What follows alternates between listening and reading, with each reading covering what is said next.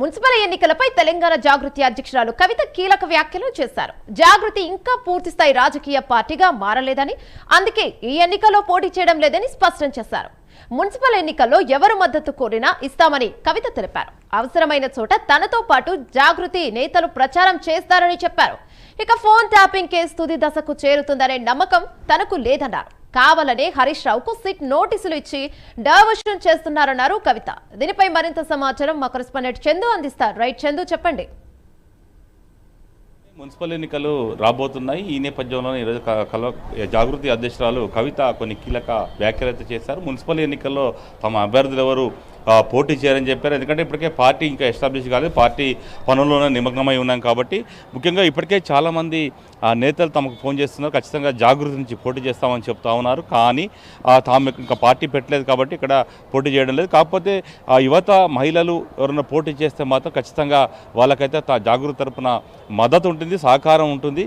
ఖచ్చితంగా అవసరమైతే తాను కూడా వెళ్ళి వాళ్ళకి ప్రచారం చేస్తానని కూడా కవిత చెప్పుకొచ్చారు. ప్రధానంగా చూసినట్లయితే లోపాయకారికంగా అయితే మాత్రం కొంత జాగృతి సంబంధించినటువంటి వాళ్ళంతా కూడా పోటీ చేసే అవకాశాలు చాలా స్పష్టంగా కనిపిస్తూ ఉన్నాయి. ఎందుకంటే ఇప్పటికే దీనికి సంబంధించి అంటే జాతీయ పార్టీలను కూడా కొన్ని జాతీయ పార్టీలను కూడా కవిత ఆశ్రయిస్తున్నట్టుగా తెలుస్తుంది. ఎందుకంటే సింబల్ కోసం కూడా ప్రయత్నాలు చేస్తున్నట్టు కూడా మనకు తెలుస్తూ ఉంది. ముఖ్యంగా మొదటగా మున్సిపల్ ఎన్నికల్లో నిజామాబాద్ జిల్లాలో కొంతమంది అభ్యర్థులను బరిలో దించాలని కూడా కవిత భావిస్తున్నట్టుగా మనకు తెలుస్తోంది. ఈ క్రమంలోనే ఆమె మాత్రం కొంతమంది మహిళలు యువతకు ఏదైతే సపోర్ట్ చేస్తామని చేసిన వ్యాఖ్యలు అందుకు నిదర్శనంగా కూడా మనం చెప్పవచ్చు. మరోవైపు కొత్త జిల్లాల ఏర్పాటు సంబంధించిన అంశంపై కూడా స్పందించారు. ఎందుకంటే ప్రభుత్వం ఇప్పటికే జిల్లాల పునర్విభజన చేయాలి, కొన్ని కొత్త జిల్లాలను తగ్గించాలని కూడా ప్రభుత్వం భావిస్తున్న క్రమంలో దాన్ని సమర్థిస్తూనే కొన్ని కవిత వ్యాఖ్యలు అయితే చేశారు. ఎందుకంటే కాంగ్రెస్ ప్రభుత్వం వచ్చిన తర్వాత ఓపెన్ కోటాను నాన్ లోకల్గా మార్చడంతో జాగృతి రాష్ట్రంలో ఉన్నటువంటి యువతకు నష్టం కలుగుతోంది. ముఖ్యంగా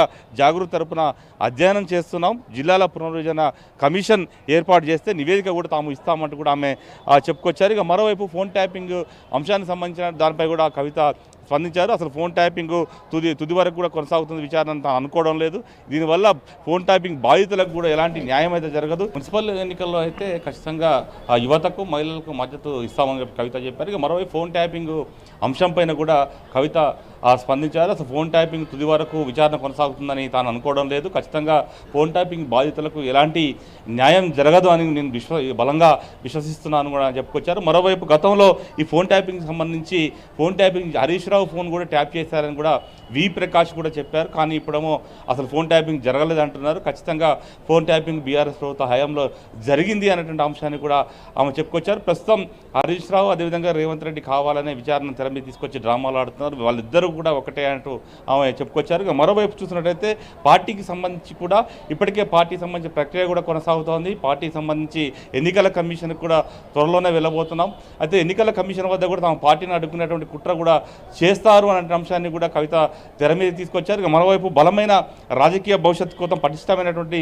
ఎజెండాను కూడా సిద్ధం చేసుకుంటున్నాం. కానీ ఇప్పటికే పార్టీకి సంబంధించి కొన్ని పేర్లు సూచించాం. ఆ పేర్లన్నిటి కూడా పరిశీలిస్తున్నాం. అదేవిధంగా పార్టీ జెండా కలర్లకు సంబంధించిన అంశంపైన కూడా చర్చిస్తున్నాం అన్నటువంటి అంశాలన్నిటి కూడా కవిత చెప్పుకొచ్చారు. ఇక మరోవైపు ఈ బొగ్గు బ్లాక్ల వ్యవహారంపై కూడా కవిత స్పందించారు. ముఖ్యంగా బొగ్గు బ్లాక్లకు సంబంధించినటువంటి ఏదైతే సైట్ విజిట్ సర్టిఫికెట్ ఉందో అది గతంలో ఎప్పటి నుంచో ఉంది. కాకపోతే ఇప్పుడున్నటువంటి ప్రభుత్వం కొత్త నిబంధన ఏం తెలియదు, కానీ కొంతమంది సెలెక్టివ్గా మాత్రమే కాంట్రాక్టులు ఇస్తున్నారు అనే అంశాన్ని ఆమె చెప్పుకొచ్చారు. మరోవైపు మెగా కృష్ణారెడ్డి లాంటి వాళ్ళకు కూడా ఈ సింగరేణి కాంట్రాక్టులు కట్టబెట్టేందుకే ఈ ప్రభుత్వం తెర మీద తీసుకొస్తుంది. ఈ అంశాన్ని బీఆర్ఎస్ పట్టించుకోవడం లేదు, ఈ అంశాన్ని తెర మీద తీసుకురావడం లేదనే అంశాన్ని కూడా కవిత చెప్పుకొచ్చారు. మొత్తంగా చూసినట్టయితే కవిత చాలా కొన్ని కేటీఆర్ పైన కూడా కొన్ని వ్యాఖ్యలు కూడా చేశారు. ముఖ్యంగా గతంలో సర్పంచులను ఎవరిని కూడా కలవలేదు, కానీ ఇప్పుడు ప్రస్తుతం మాత్రం బీఆర్ఎస్లో సర్పంచులను కలిసి ఫోటోలు కూడా దిగుతున్నారంటే కొంత సామాజిక తెలంగాణ వైపు అడుగులు వేస్తున్నట్టుగానే మనం భావించవచ్చు